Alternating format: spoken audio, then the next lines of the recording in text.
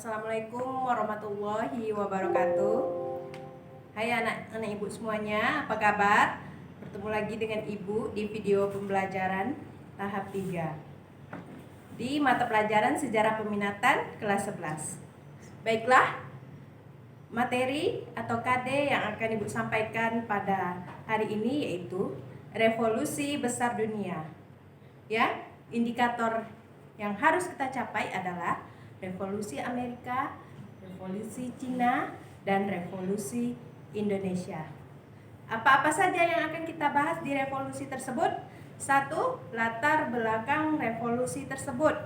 Yang kedua, jalannya revolusi. Yang ketiga, pengaruh revolusi tersebut pada masa kini. Baiklah, sebelum masuk ke 3 revolusi tersebut, ada pertanyaan dari Ibu, apakah itu revolusi? Revolusi adalah perubahan sosial dan kebudayaan yang berlangsung secara cepat dan menyangkut dasar atau pokok-pokok perubahan kehidupan masyarakat. Di dalam revolusi, perubahan yang terjadi dapat direncanakan atau tanpa direncanakan dan dapat dijalankan tanpa kekerasan atau melalui kekerasan. Sudah paham ya dengan kalimat revolusi yang pada intinya yaitu perubahan besar. Yang pertama yaitu revolusi Amerika. Latar belakangnya apa? Yang pertama yaitu penolakan pemberlakuan berbagai pajak. Sebelum masuk ke latar belakang berikutnya, lihat di sini ada gambar peta benua Amerika dan sebelahnya ada keterangan koloni ya. Koloni ada 1 Spanyol, Inggris, Prancis, Belanda dan Swedia. Ya, Ibu terangkan. Jadi, siapa yang dikatakan koloni di sini? Christopher Columbus pada tahun 1992 menemukan sebuah benua yang bernama benua Amerika. Sehingga kabar tersebut terdengarlah ke daerah-daerah atau ke negara-negara lain. Salah satunya itu adalah Spanyol, Inggris, Prancis, Belanda, Swedia yang membentuk atau mendiami benua Amerika tersebut. Jadi koloni itu sama dengan pendatang ya, pendatang yang mendiami benua Amerika tersebut. Kita bahas dulu yang pertama, penolakan pemberlakuan berbagai pajak oleh koloni-koloni di benua Amerika. Koloni di sini siapa? Spanyol, Inggris, Prancis, Belanda dan Swedia. Siapa yang tidak menerima yaitu penduduk asli yaitu Amerika. Yang kedua, timbulnya paham kebebasan dalam bidang politik. Yang ketiga, peristiwa The Boston Tea Party. Ini adalah bentuk tindakan protes terhadap kaum Inggris ya, terhadap koloni atas aturan pajak tersebut. Baik, kita lanjutkan jalannya revolusi Amerika. Pernyataan kemerdekaan Amerika Serikat menimbulkan peperangan yang meluas hampir di seluruh koloni.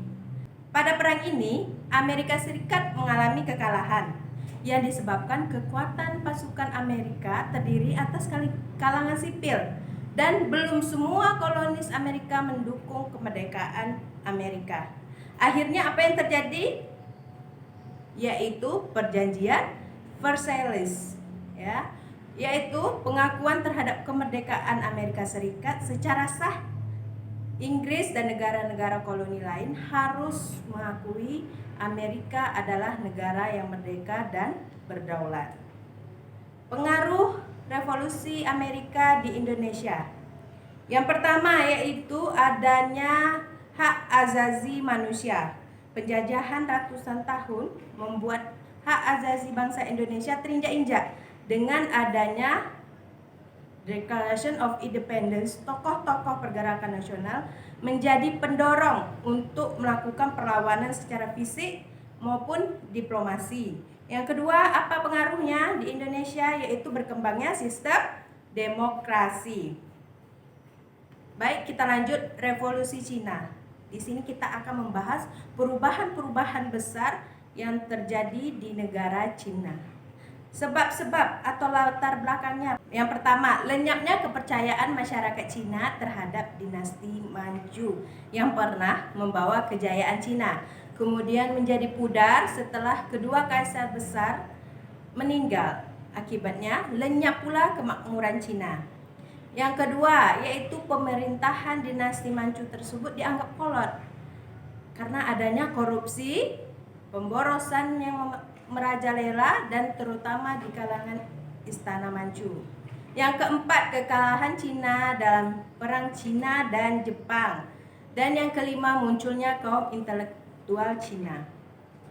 Baiklah, kita lanjutkan dengan jalannya revolusi Cina. Di revolusi Cina ini terkenal dengan adanya perang candu. Ini adalah perang dari Inggris untuk melawan Cina dengan cara menyelundupkan barang-barang candu sehingga perekonomian Cina itu menjadi rusak. Ya, yang kita lanjutkan pengaruh bagi dunia atas revolusi Cina ini. Yang pertama yaitu melahirkan golongan terpelajar. Yang kedua adanya golongan nasionalis dan komunis. Yang ketiga yaitu runtuhnya dinasti asing. Yang keempat, demokrasi menyebar. Baik, sekarang kita berbicara tentang negara kita sendiri ya. Revolusi Nasional Indonesia adalah sebuah konflik bersenjata dan pertentangan diplomasi antara Republik Indonesia yang baru lahir melawan Kerajaan Belanda yang dibantu oleh pihak sekutu diwakili oleh Inggris. Pada intinya, revolusi Indonesia ini adalah ketidakpenerimaan bangsa Belanda atas proklamasi kemerdekaan negara Indonesia. Kita bahas latar belakang revolusi Indonesia. Revolusi Indonesia bertujuan untuk mempertahankan kemerdekaan dari pemerintah kolonial yaitu Belanda. Revolusi ini berakar pada ide serta konsep-konsep yang lahir pada zaman pergerakan nasional. Tahap awal revolusi Indonesia lebih mengedepankan aksi-aksi spontan maupun fisik. Akan tetapi perjuangan secara fisik dan diplomasi ini saling berkaitan satu sama lain sehingga rakyat juga dilibatkan dalam politik tersebut. Baiklah anak-anakku sekalian, hanya sampai di sini video pembelajaran Ibu kali ini. Assalamualaikum warahmatullahi wabarakatuh.